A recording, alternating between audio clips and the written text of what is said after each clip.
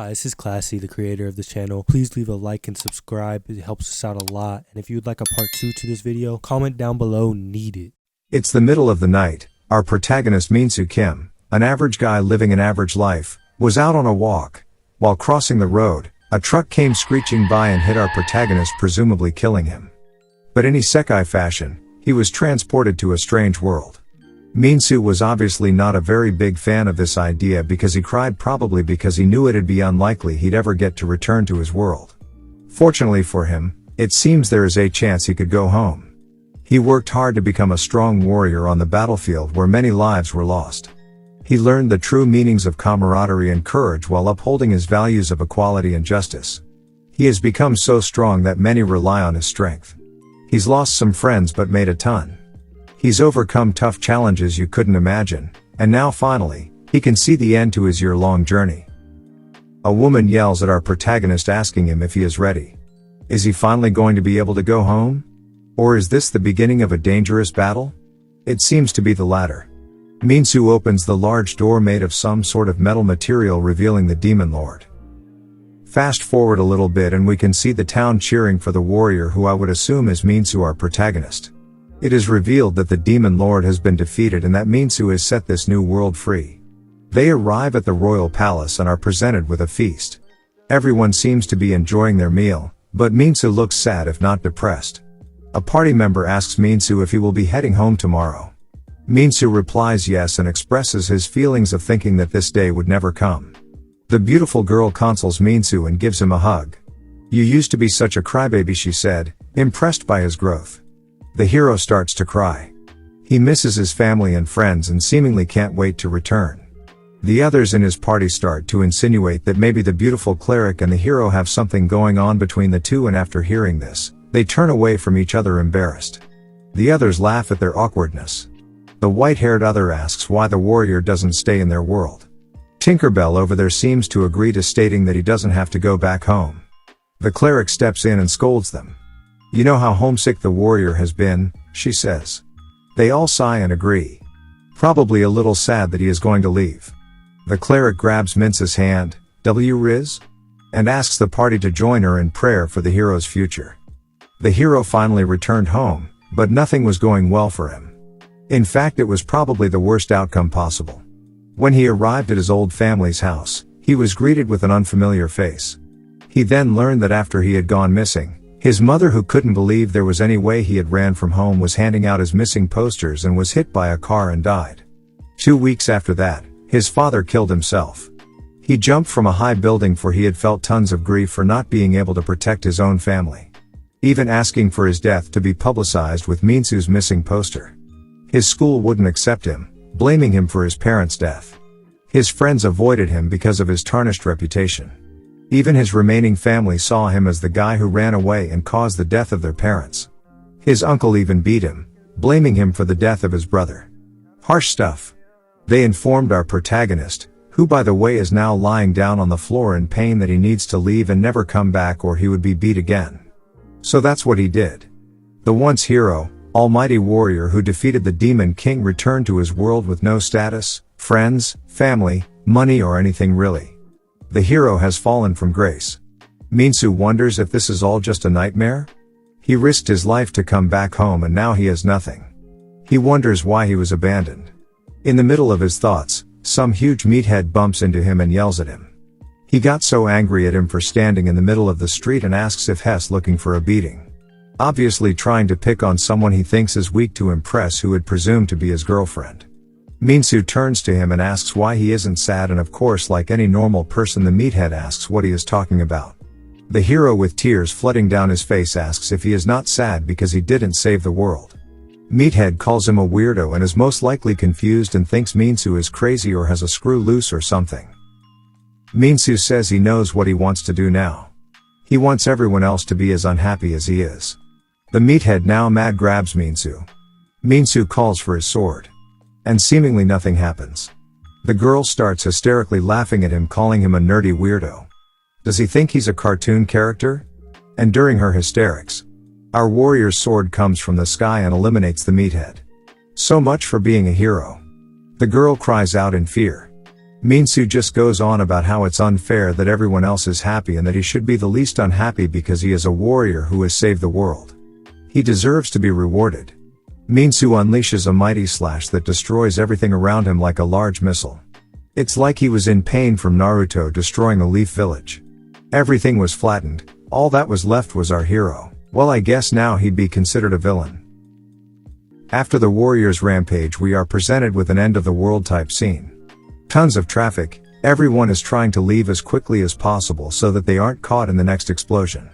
It shows a family with a son and the daughter is asking where her father is. Jongsu, the older brother, says that dad will meet them there. They are headed south, presumably to Busan.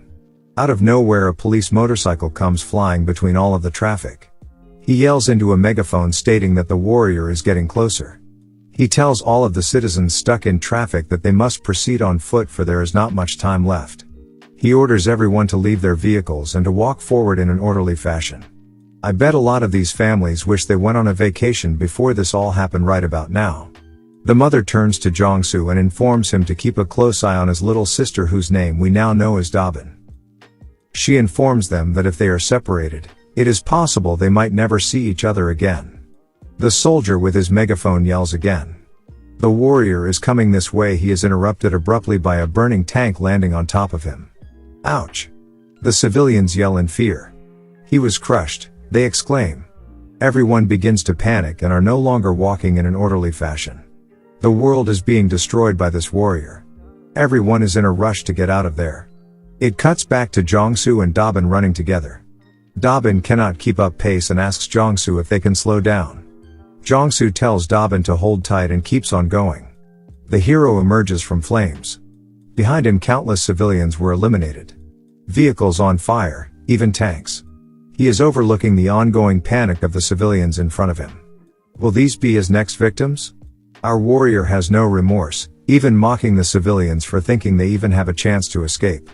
He believes they are disgusting for thinking they alone will survive even though the people around them have perished. Quite a twisted protagonist, isn't he? It cuts back to Jongsu. He is on the run with his sister in his arms and some jerk runs into them both. Dabin drops her precious bunny. Jongsu says that this isn't the time, but Dabin interrupts and says it was a gift from their father. It is then revealed that their father is in the army or something related and they probably don't see them much. Jongsu tells Dabin to stay put and goes to grab her bunny. He finds it under a vehicle, but it is just out of arm's reach. The hero approaches slowly. Jongsu got the bunny. He emerges from the vehicle to find everything has been destroyed around him. He yells out for his younger sister and mother, anyone. But it is no use. They are no longer with us. Jongsu is sick to his stomach. He frantically searches for Dabin, but all he finds are remains. The warrior approaches Jongsu telling him he likes his eyes. He likes that he has lost everything and is as unhappy as him. The eyes of someone who has lost everything. Just like the warrior's eyes, and I quote, completely devoid of hopes and dreams. Jongsu yells at the warrior asking if he's responsible. Our once hero confirms his suspicions. Jongsu grabs a rusty pipe off the ground and tries to avenge his family, but his attempt was futile. The warrior easily stops Jongsu, holding him up by his neck. Jongsu with the last of his breath yells that he will kill the warrior. The warrior only responds with how. He then proceeded to take Jongsu out, but not on a date. Jongsu thinks to himself he has lost everything to the warrior. Is this how it ends? Is he going to die completely helplessly? He apologizes to Dabin and his parents. His family. His life. Warrior. Warrior. Wake up. Someone is shouting at Jongsu. A beautiful mage, maybe a wizard or something, tells Jongsu to snap out of it. What a relief, she says. Jongsu has become the very warrior he lost everything to. It's been a year since Minsu went on his rampage. The government completely collapsed and no one dared to stand against Minsu. He was untouchable. And soon other warriors started to awaken and join him, essentially creating the Justice League but bad guys. Their goal was to take over South Korea alongside Minsu. And after a while, South Korea was inevitably taken over and divided among the warriors. The world was in a state of chaos.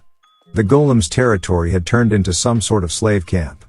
Refugees were there, but if they didn't work they would be eliminated. A blonde-haired girl wants to be put out of her misery. Her friend is very sad to hear her say that and tells her not to, but the girl retorts stating that yay, it's nice that we are alive, but living like a slave is not worth it. A bunch of stone hands bust into where the people are sleeping, ordering them to get up and get ready to work. The golem warrior emerges. It is revealed that his name is Seunggu Joan. He steps up to his podium and with a snap of his fingers creates giant speakers and a microphone explaining what everyone's tasks will be for the day. He notices that they look disheartened, like they don't want to work at all. The blonde-haired girl from earlier tells him that no one here wants to do work and even calls him a name. She's got guts if I do say so myself. Joan says that they should all be thanking him. For if they had been in any other territory they would be as good as dead. But no one seems to be pleased with this explanation. Joan is very displeased with their attitudes and flicks his finger. He must have done this before because everyone starts to run quickly. After releasing his finger, fast gusts of air fly through the civilians, taking some of them out. It is revealed that even the blonde girl's friend had even been hit. She calls her name. Somin doesn't even seem bothered by it, like she has already lost all hope. Joan tells them to get to work or he will eliminate more of them. It then shows that Somin and the rest of the woman had gone out to gather food. They are picking tangerines. Fortunately for Somin, an older lady gives her all the tangerines she's picked and tells her that should meet the quota and to go take a walk by the ocean since she seems stressed. She walks over to where the beach is very thankful that someone would do that for her. She feels better when she looks at the ocean. Maybe that's the reason she fled to this island. Somin falls to her knees and starts crying profusely. She felt sorry for her friend who had died, saying that she gave her bad luck and how she felt powerless. She couldn't do anything for her friend. Suddenly she hears some rustling in the bushes nearby. It's some sort of sailor. He asks Somin if she has anything to eat. Somin gives him what she has and the soldier or sailor or whatever he asks for more if possible. He lets her know that there is a group of sailors waiting for him on a boat. He had left the boat to look for food. Somin is hesitant because if she gets caught by the warrior, she will most likely be killed. She asks him if they will be able to fight again and the sailor says they will do their best to take back the island. Somin asks him to try his best and goes to get the sailor more food. She ran quickly and grabbed a basket of tangerines, but just like all of the other characters in this story, her hope was crushed. The golem already knew of the plan and eliminated all of the sailors. He notices Somin and grabs her with a stone hand. But how? She exclaims. She was confused how he knew because the eye was not looking in her direction. Joan laughs at her as she reverses the invisibility effect he had put on the hundreds of other eyeballs in the sky. Somin hails an insult at Joan, but Joan just calls her weak. She screams for someone strong to come and help her. She needs someone to fight in her stead. It's seemingly too late for her, but out of nowhere, something starts to flash in the sky. Seemingly raining from the heavens, it comes crashing down right in front of Joan. So much dust it's hard to see what exactly fell, but when the dust clears, it's someone we know fairly well. Jong-soo appears from the smoke, obviously a lot stronger than before. Joan is frustrated and confused, wondering who the hell this guy is. Somin was just as surprised. A warrior? She exclaims. Jong-soo had returned. Hi, this is Classy, the creator of this channel. All I wanted to say here was thank you for watching, and sorry we couldn't voice over the video this time around. The next videos that come out, they will be voiced by a real person and not text-to-speech. But if you like this kind of text-to-speech thing, I could make like a second channel where it's just text-to-speech, but it's totally up to you. And if you have any critiques of this video, please let me know in the comments. What kind of effects, maybe the background was too distracting, so anything like that. Yeah, thanks for watching. Leave a like and subscribe.